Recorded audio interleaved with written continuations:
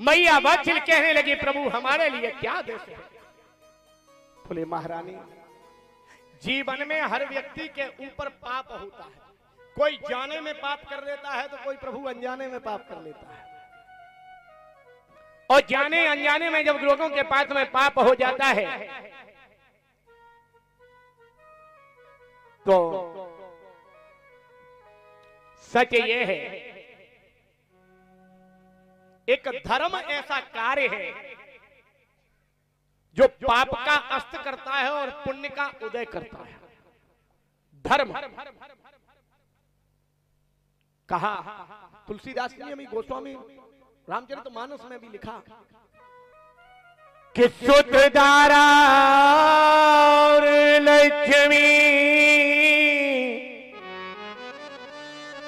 और पापियों के घर हो,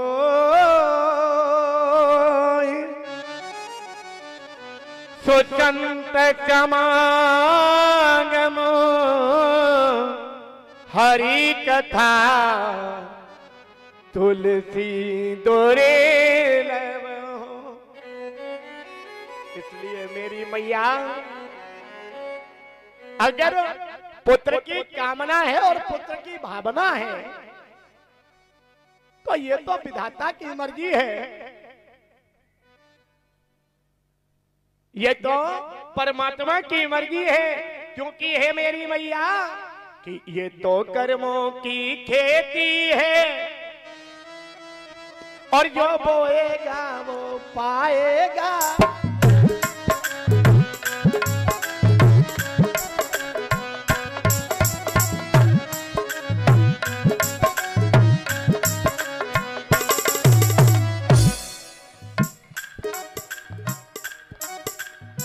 मैया, मनुष्य के जीवन की खेती जो है वो कर्म है। ये तो कर्मों की खेती है, जो बोएगा वो पाएगा।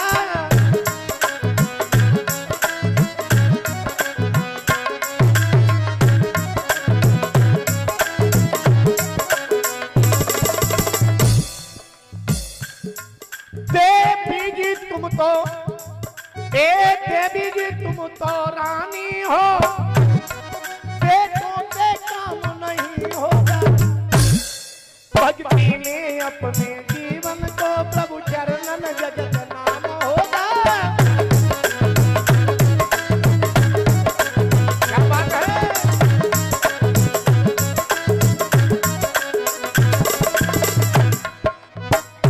बोलिए हरवीर महाराज की।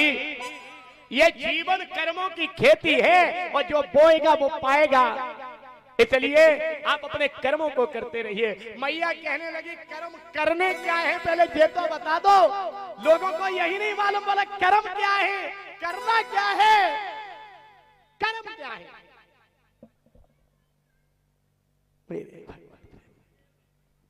मैया वात्सल से कहने लगे, मैया अगर कर्म की बात करती हो तो तुम्हें मैं एक बात बता दूं, कर्म वो है और धर्म वो है।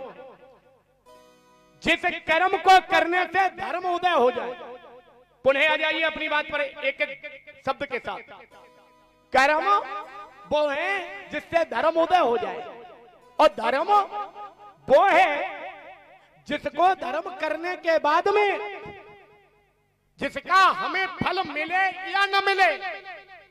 ध्यान रखना, जिस धर्म का फल हमें मिले या न मिले, लेकिन जिन्हें हम जानते भी ना हो, जिन्हें हम पहचानते भी ना हो और जिन्हें हम मानते भी ना हो, जिन्हें जीवन में देखा भी ना हो, उन लोगों का, हमारे कर्म का फल उन लोगों को प्राप्त हो, धर्म अपने आप उदय हो जाएगा।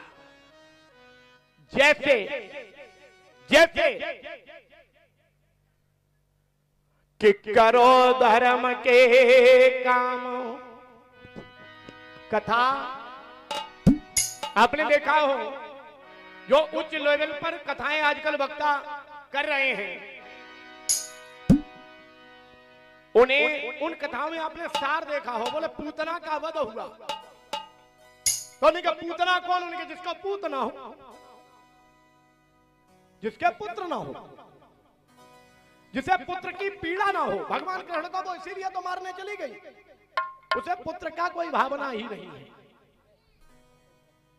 गोगा जी की कथा भी उसी पॉइंट पर खड़ी है।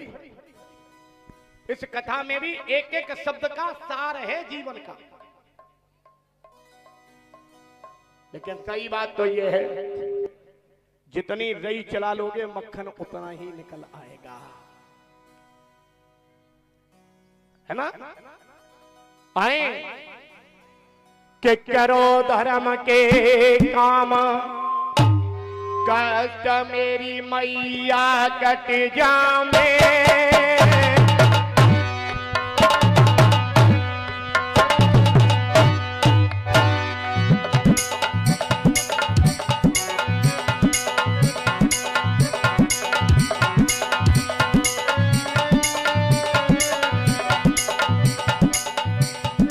अरे करो धर्म के काम, कष्ट मेरी मैया कट जामे। धर्म के काम, कष्ट मेरी मैया कट जामे। अरे करो धर्म के काम, कष्ट मेरी मैया कट जामे।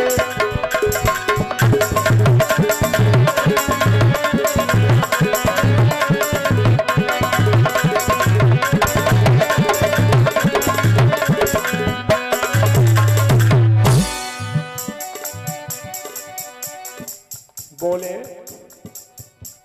अरे कुआ बाबरी बाग बगीचा मंदिर तुम बनवाना। धर्म कुआ बाबरी, पहले के जितने भी हमारे बुजुर्ग हैं जिनकी उम्र 100 साल के लगभग में 80 और 85 है, उनकी पीढ़ी पर चले जाइए, उनकी पीढ़ी पर चले जाइए। पहले जब गांव में कुआं बनवाते थे धर्म के लोग, तो गांव के बाहर उस चौपाल में कुआं बनता था, जहां आने जाने वाला और समूचा गांव जिस जगह से जल ले सके वो धर्म था। बाबरी उस जगह बनती थी। गांव में पहले जो लोग हमारे चले गए, इस दुनिया से अलविदा हो गए, उनके नामों के आज बाग हमारे मध्य में हैं। लोग कहते हैं मैं साहब धर्म कर रहा हूं, 25 कुंटल के पुआ कर दिए। अरे खिलाए किसे? अपनों को, अपने रिश्तेदारों को, अपने व्यवहारियों को, अपने गांव पड़ोस के मिलने जुलने वालों को, उसको आप धर्म कहते हैं? अरे जिन्होंने तुम्हें खिला दिया उन्हें तो तुमने खिला दिया, एहसान किस पर कर दिया? अरे ये तो व्यवहार है। आप कल्पना में भाव विभोर हो रहे हैं, बोले साहब हमने धर्म कर दिया, 35 कुंटल के पुआ कर दिया। यह तो जीवन का व्यवहार है। आज तुम्हारे गांव को पड़ोसी गांव ने पुआ खिला दिए, तो भैया जिस दिन वो पुआ करेगा उस दिन तुम्हें खिला देगा। तुम्हारे दिमाग में अब भी धर्म चल रहा है। अरे धर्म की बात करते हो तो आए धर्म पर। क्या है धर्म? अरे कुआ बाबरी बाग बगीचा मंदिर तुम बनवाना, और एक कुआरी कन्या को आंगन में मैया ब्याह कराना।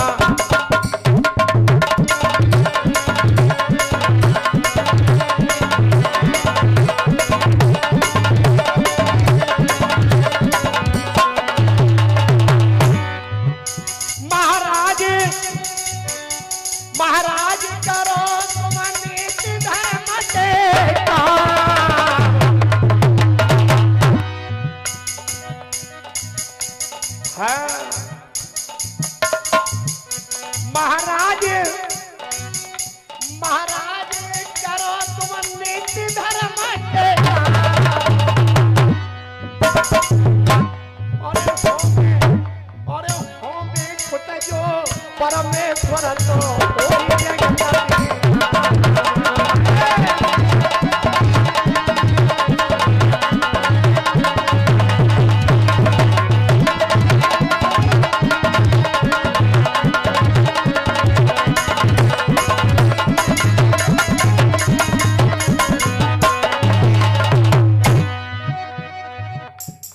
बोल जहरवीर महाराज। यानी कि कुआ, बावड़ी, बाग, बगीचा, मंदिर तुम लगवाओ। पहले के लोग जो हमारे बुजुर्ग थे वो पहले गांव के बाहर कुआ, बावड़ी, बाग, बगीचा आदि का निर्माण कराते थे। और आपने जितने भी पुराने मंदिर देखे होंगे, जितने भी पुराने मंदिर देखे होंगे, वो सभी मंदिर गांव के बाहर ही, जो मंदिर देवताओं के नाम से होता था। अगर भोले बाबा का मंदिर है तो उस मंदिर का नाम भोले बाबा का मंदिर हुआ करता था। और आज जो मंदिर है वो मालूम कहाँ है? एक तरफ बाथरूम है, बीच में गेट है, और एक तरफ भगवान का मंदिर है। भगवान पहरेदार बने हुए दरवाजे पर बैठे हैं। और उस मंदिर का नाम ये मंदिर नहीं है कन्हैया जी का मंदिर, सो नहीं है।